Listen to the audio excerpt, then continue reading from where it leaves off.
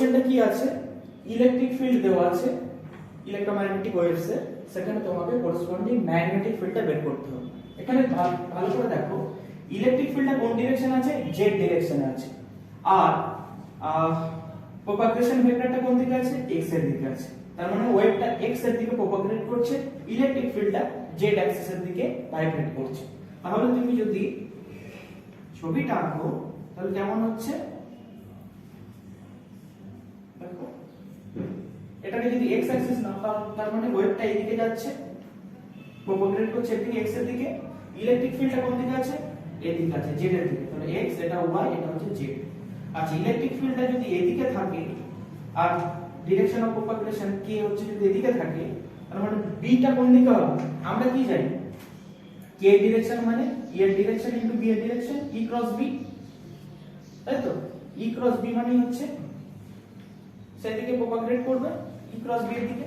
তাহলে E cross B যদি নাও তাহলে E cross B, K should be this side, তাহলে ই ক্রস বি না, দেখো ই থেকে বি এর দিকে ঘোরাও, তাহলে বি কে নিশ্চয়ই নিচের দিকে হতে হবে, তবেই ই ক্রস বি করলে তুমি কে কে এক্স এর দিকে পাবে। ঠিক আছে, তাহলে বি কোন দিকে হবে, B should be negative of Y, তাহলে বি কোন দিকে হবে, ওয়াই এর দিকে হবে।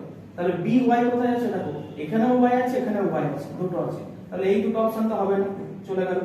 তাহলে এই দুটো অপশনের মধ্যে আবার চেক করতে হবে যে কোনটা হবে। দেখো এখানে শুধু অ্যামপ্লিটিউডের ডিফারেন্স আছে, মানে ম্যাগনেটিক ফিল্ডের অ্যামপ্লিটিউড কোনটা হবে, এটা হবে না এটা হবে। দেখো ম্যাগনেটিক ফিল্ডের অ্যামপ্লিটিউড তো ইলেকট্রিক ফিল্ডের সাথে সেম হবে না, কারণ ম্যাগনেটিক ফিল্ডের amplitude v not equal to হচ্ছে e নট বাই c, তাহলে চেঞ্জ হবে,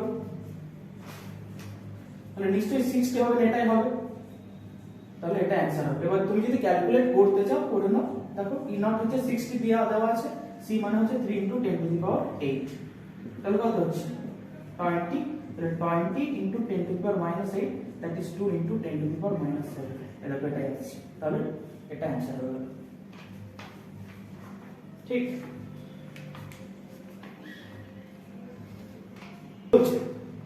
বলছে a pipe open at both ends has a fundamental frequency f in air.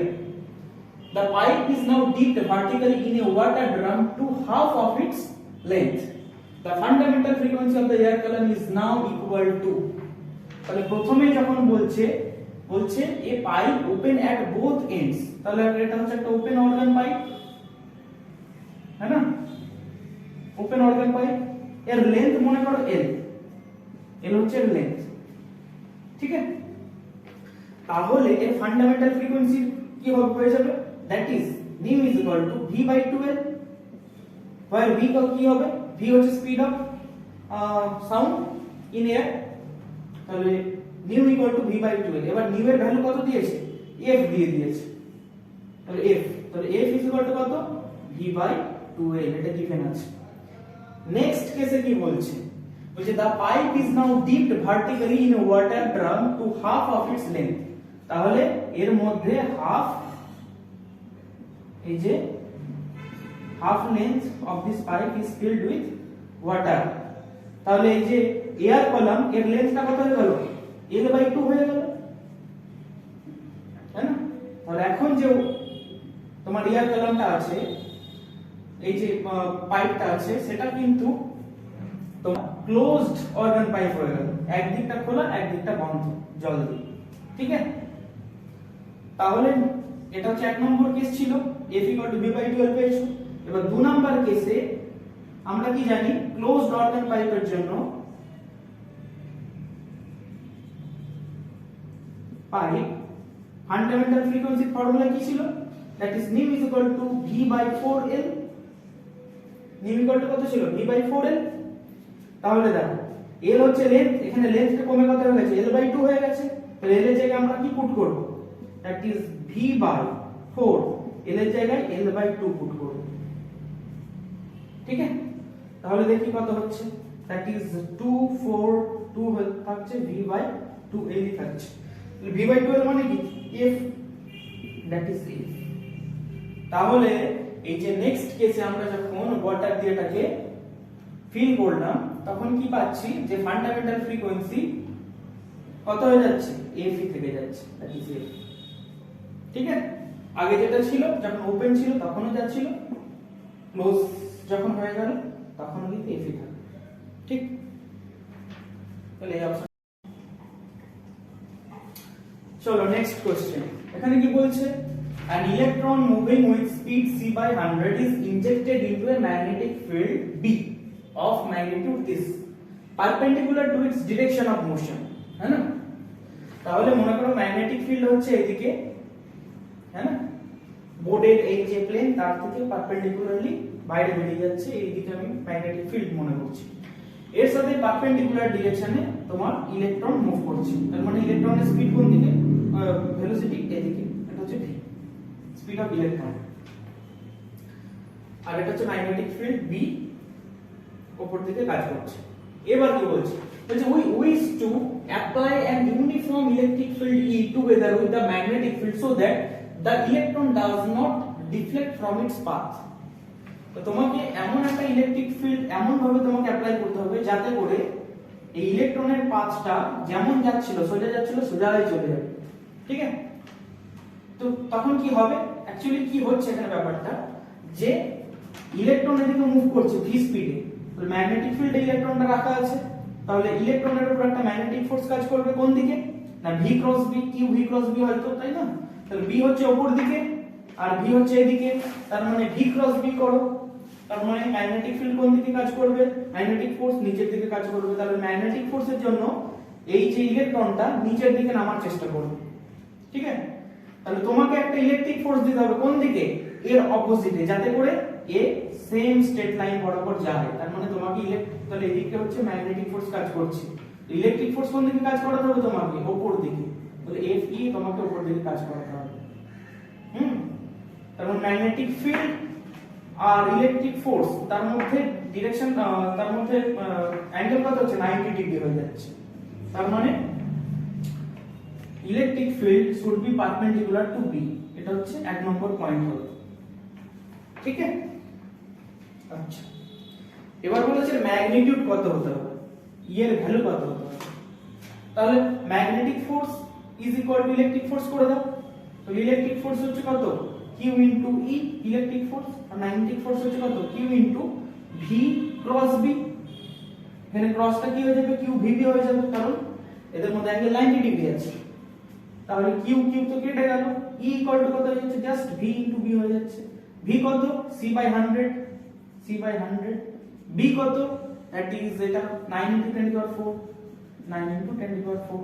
দেখো কত হচ্ছে, সি এর ভ্যালু বসে দাও 3 into 10 to the power 8 by 100 into 10 to the power 4, sorry minus 4, তাহলে কত হচ্ছে 9 টা কোথায় গেল, that is 9 into 10 to the power minus 4, তাহলে 27 into minus 4 8 4 আর নিচে দুটো আছে কেটে যাবে, তার মানে 10 square, that is 27 into 10 to the power 2, এত কি হয়ে যাবে ভোল্ট পার মিটার।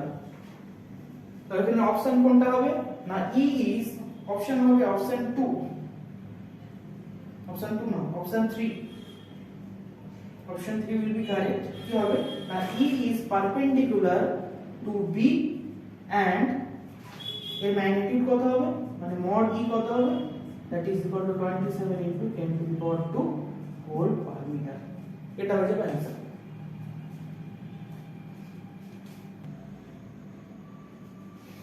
দেখো এখানে কোশ্চেনটা কি বলেছে, বলছে a 2 ampere current is flowing through two different small circular copper coils having radius 1:2।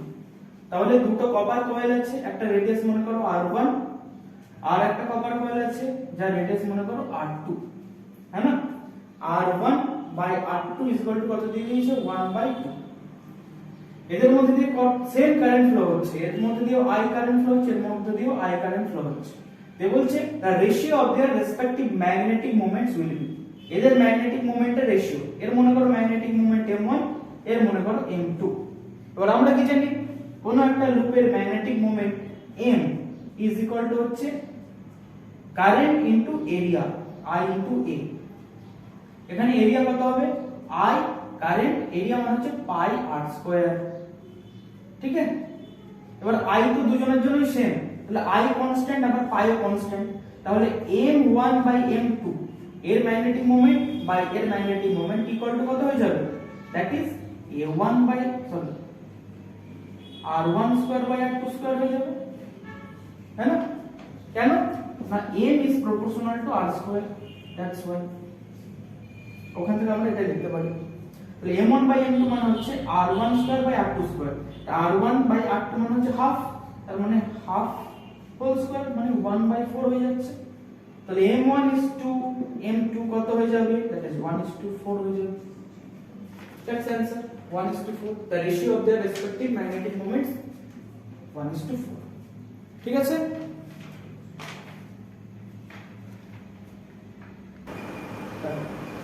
এটা নিয়ে 2025 বলেছে কি বলেছে না কারেন্ট থ্রু দা ব্যাটারি কত হবে, ঠিক আছে, দিস আর দ্য অপশনস।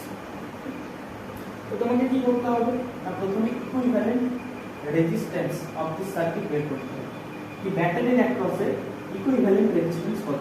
তাহলে ব্যাটারির অ্যাক্রসে 5.5 ওহম 1.5 ওহম এই যে সার্কিটটা আছে এর ইকুইভ্যালেন্ট রেজিস্ট্যান্স আর 1/3 ওহম, এরা কিন্তু সবাই সিরিজে আছে, ঠিক আছে। তাহলে ইকুইভ্যালেন্ট রেজিস্ট্যান্স আর ইকুইভ্যালেন্ট ইকুয়াল কত হয়ে যাবে না 5.5 প্লাস এটা 1.5 প্লাস এর যে ইকুইভ্যালেন্ট রেজিস্ট্যান্স ওটা আমরা জানি না, আমি r ড্যাশ বলে লিখে দিলাম, প্লাস কোনটা হবে 1/3, এটা হচ্ছে আমাদের ইকুইভ্যালেন্ট রেজিস্ট্যান্স। এবার r ড্যাশটাকে আমাকে বের করতে হবে, ঠিক আছে, r dash equal to how much বের করতে হবে। কি করব দেখো, এটা তুমি যদি ভালো করে লক্ষ্য করো এটা হচ্ছে একটা হুইটস্টোন ব্রিজ স্ট্রাকচার, ঠিক আছে। দেখো 5 into 1.5 ক্রস মাল্টিপ্লিকেশন করো তাহলে কত হচ্ছে, হুইটস্টোন ব্রিজ স্ট্রাকচারকে আমরা পাই দেখি যে ক্রস মাল্টিপ্লিকেশন করে যদি ইকুয়াল আসে তাহলে আমরা বলি যে এটাকে আমরা ছেড়ে দিই, এটাকে আমরা ধরি কমিট করে দিই। তাহলে দেখো 5 into 1.5 কত হচ্ছে, দ্যাট ইজ 5 into 1.5 হচ্ছে 7.5 আর 3 into 2.5 কত হচ্ছে, এটা হচ্ছে 7.5 হচ্ছে, ঠিক আছে। তাহলে দেখো হুইটস্টোন ব্রিজ স্ট্রাকচার, তাহলে তখন আমি এটাকে কি করে দেব, তুলে দেব, এটা আমরা ধরবই, ঠিক আছে। তাহলে এটা কি না ধরি তাহলে দেখো এই DRE এর অ্যাক্রসে রেজিস্ট্যান্স কত হয়ে যাচ্ছে, দেখো 3 আর 5 এরা সিরিজে আছে আর 1.5 2.5 সিরিজে আছে, এদের কম্বিনেশনটা আবার প্যারালাল আছে। তাহলে r ইকুইভ্যালেন্ট কি হচ্ছে 5 আর 3 সিরিজে থাকলে এখানে যদি 5 8 মানে 8, তাহলে 8 ইনটু এটা কত হবে 2.5 প্লাস 1.5 দ্যাট ইজ 4, তো 8 ইনটু 4 হয় 8 প্লাস 4, আমরা তো জানি প্যারালাল থাকলে ফর্মুলাটা বসে, তাহলে কত হয়ে যাচ্ছে 8 ইনটু 4 বাই 12 4 3 8 বাই 3। তাহলে এই যে ইকুইভ্যালেন্ট রেজিস্ট্যান্স কত হয়ে গেল 8/3, তাহলে r ড্যাশের জায়গায় বসে দাও 8/3, 5.5 plus 1.5 plus 8/3 plus 1/3 কত হচ্ছে দেখো 5.5 plus 1.5 that is 7 plus 3 9 that is 7 plus 3 that is equal to 10, that 10 ohm হচ্ছে equivalent resistance of this circuit. তো ইকুইভ্যালেন্ট রেজিস্ট্যান্স বেরিয়ে গেল, that is 10 ohm। ভোল্টেজ কত দেওয়া আছে, potential that is V equal to 5 volt দেওয়া আছে। তাহলে এই সার্কিটের মধ্যে দিয়ে ব্যাটারির মধ্যে দিয়ে কত কারেন্ট যাবে, that is I is equal to V by R, Ohm's law। তো V equal to 5 R equal to 10, that is 1 ampere হয়ে যাবে, that is 1/2 ampere, this means 0.5 ampere। ঠিক আছে, তো কত आंसर এটা 0.5 आंसर হয়ে যাবে। লেন্থি আছে কোশ্চেন হালকা।